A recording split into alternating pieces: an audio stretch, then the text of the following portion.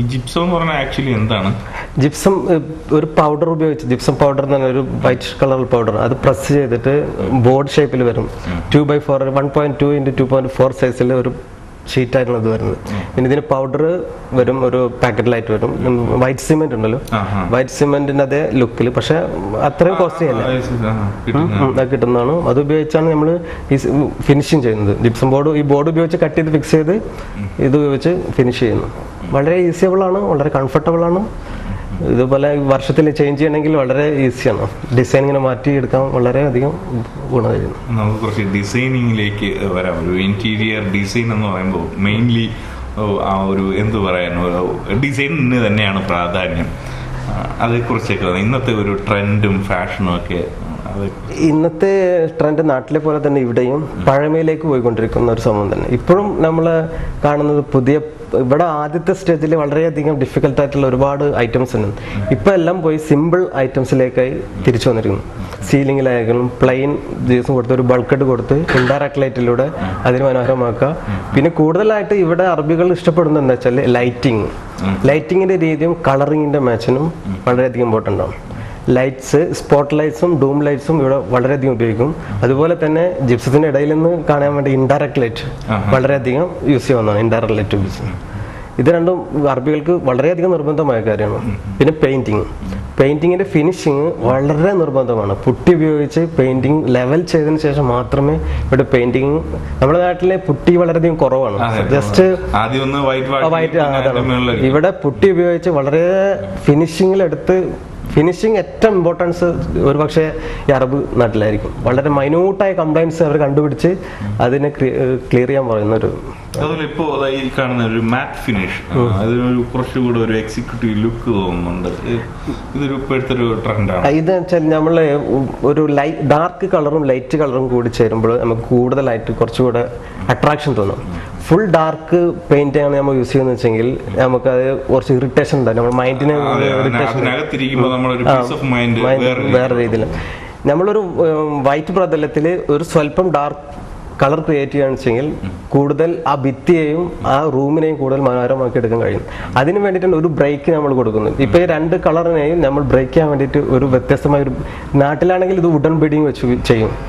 ഇവിടെ wooden beading വെച്ച് ചെയ്യുന്നവരുമുണ്ട്, costly അത്ര കാശ് സ്പെൻഡ് ചെയ്യുന്നവർ വുഡൻ വെച്ചും. അതല്ല ജിപ്സം തന്നെ പല ഡിസൈൻ, ജിപ്സം നമുക്ക് ഏത് ഡിസൈനിൽ വേണമെങ്കിലും ക്രിയേറ്റ് ചെയ്ത് അതിനെ വുഡ് ഡിസൈൻ, വുഡ് കളർ, പല ഡിസൈൻ കളർ വെച്ച് ബ്രേക്ക് ചെയ്യാൻ വേണ്ടി ഉപയോഗിക്കുന്നതാണ്. ഇങ്ങനത്തെ ഒരു പീസ് ഉപയോഗിച്ച് കൂടുതൽ മനോഹരമാക്കി എടുക്കാം. ഞാൻ ശ്രദ്ധിച്ചിട്ടുണ്ട് പണ്ട് കാലത്തിലുള്ള ചില വീടുകളിൽ ഇതൊരു, പക്ഷേ ഇങ്ങനെ ഉടൻ വന്നില്ലെങ്കിലും രണ്ട് കളറിൽ കൊടുക്കായിരുന്നു. അതാണ് എപ്പോഴും നമ്മൾ പഴയ കാലത്തിലേക്കാണ് എപ്പോഴും തിരിച്ചു പോകുന്നത്. പുതിയ കാലത്തിന് പുതിയൊരു ട്രെൻഡ് നമ്മൾ ക്രിയേറ്റ് ചെയ്താൽ തന്നെ അധികം നിലനിൽക്കുന്നില്ല. പഴയ കാലത്തെ ട്രെൻഡ് ഉപയോഗിച്ച് അത് കൂടുതൽ കാലം അത് ഉപയോഗിക്കാൻ പറ്റുന്നുണ്ട്. അത് നിലനിൽക്കുന്നതായിട്ടുള്ള ഇവിടെ.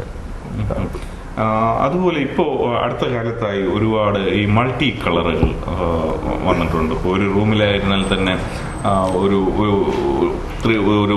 എന്താ പറയുക, 4 വാളുണ്ടെങ്കിൽ 4നും 4 കളറായി. അതിൻ്റെയൊക്കെ ഒരു സൈക്കോളജിയും അതിൻ്റെ ഒരു പോസിറ്റീവ് എനർജി അതൊക്കെ എന്താണ്?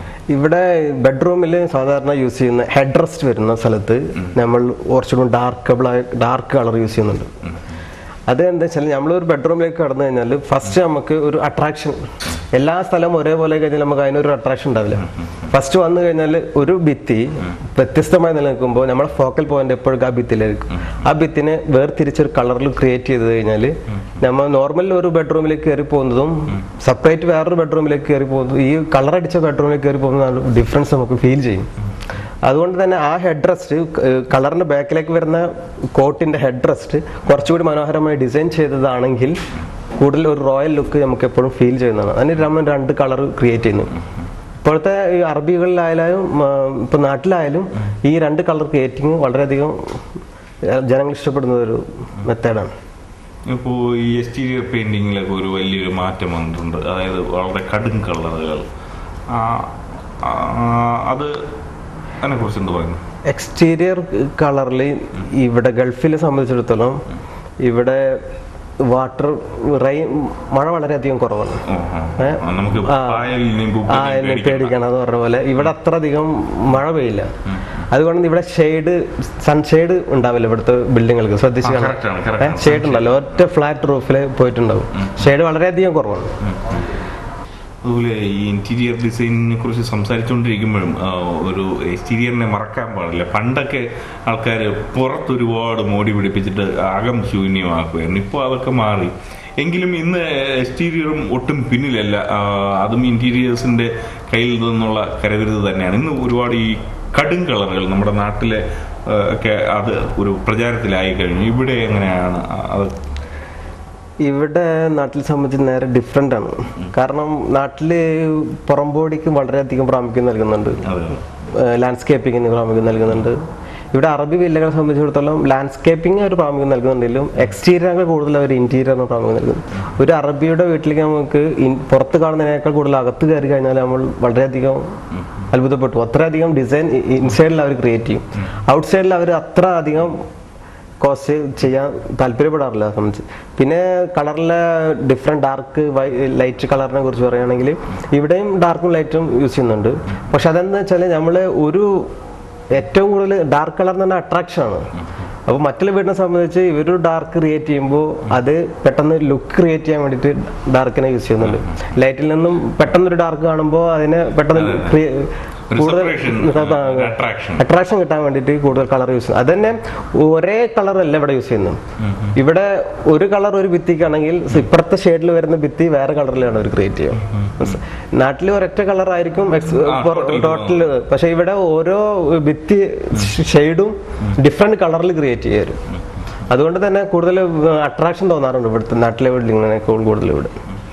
ഇതിനെക്കുറിച്ച് നമുക്ക് വീണ്ടും ഇന്റീരിയറിലേക്ക് വരുമ്പോൾ ഈ ഫർണിച്ചർ, ഇപ്പോൾ നമ്മളൊരു പെയിന്റ്, ഇപ്പോൾ ഒരു വാളുണ്ട് ഇവിടെ തന്നെ നമുക്ക് ഉദാഹരണമായി ചൂണ്ടിക്കാണിക്കാം. നമ്മൾ ഇരിക്കുന്നത് ഈ വാളുമായിട്ട് മാച്ച് ചെയ്യുന്ന എന്നാൽ കുറച്ചുകൂടെ ഒരു ഷെയ്ഡ് മാറിയിട്ട് വന്നിരിക്കുകയാണ്. അതിൻ്റെ കൺസെപ്റ്റുകളെ കുറിച്ചും അങ്ങനെയൊക്കെ ഫർണിച്ചറിൽ ലഭ്യമാണോ എന്നുള്ളതിനെ കുറിച്ചും ഒക്കെ ഒന്ന്.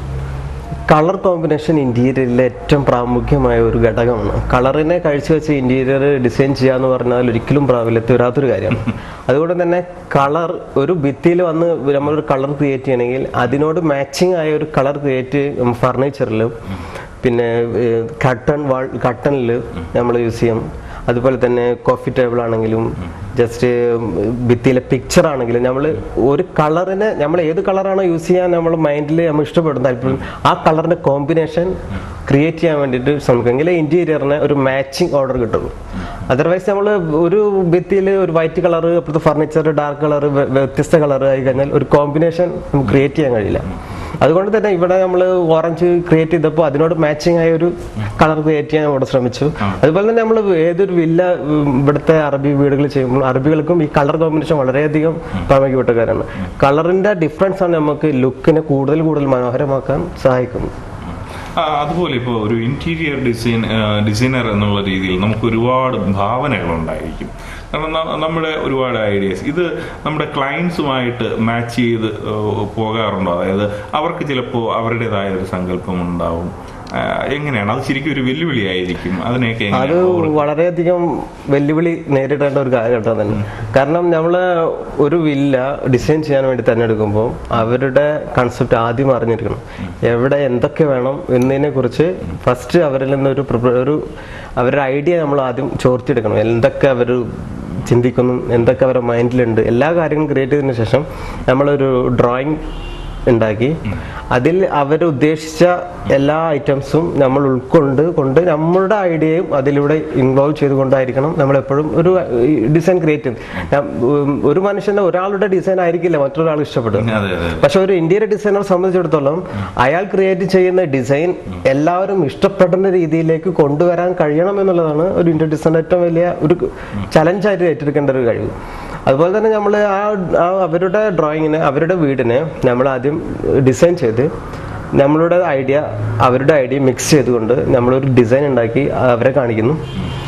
അതിൽ ചില ഐറ്റംസ് ഇവിടെ മെയിനായിട്ട് ഐഡിയ കൂടുതൽ ലേഡീസാണ്, വൈഫുകളാണ്. അല്ല, ഇവിടെ നാട്ടിലെ സംബന്ധിച്ചിടത്തോളം അഭിപ്രായം മുൻഗണന ഒരു പക്ഷെ ജെൻസിനായിരിക്കും. പക്ഷെ ഇവിടെ ലേഡീസ് എന്തൊരു അഭിപ്രായം പറഞ്ഞു അത് 100% അംഗീകരിക്കുന്ന ഒരു ഇതാണ് ഗൾഫിൽ. അപ്പൊ അതുകൊണ്ട് തന്നെ അവരും കൂടെ വന്നതിന് ശേഷമാണ് നമ്മൾ ഡിസൈൻ ഫൈനലൈസ് ചെയ്യുക. അപ്പൊ അവര് വന്ന് നമ്മൾ കമ്പ്യൂട്ടറിൽ അതിന്റെ പിക്ചർ ഉണ്ടാക്കി മാച്ച് കളറിന്റെ കോമ്പിനേഷൻ ആയാലും വാളിന്റെ ഡിസൈൻ ആണെങ്കിലും സീലിംഗിന്റെ ഡിസൈൻ ആണെങ്കിലും അത് ക്രിയേറ്റ് ചെയ്ത് കമ്പ്യൂട്ടറിൽ ക്രിയേറ്റ് ചെയ്ത് അവരെ കാണിച്ചതിന് ശേഷം മാത്രമേ നമ്മൾ അതിന് വർക്കിനുമായി മുന്നോട്ട് പോകുന്നു.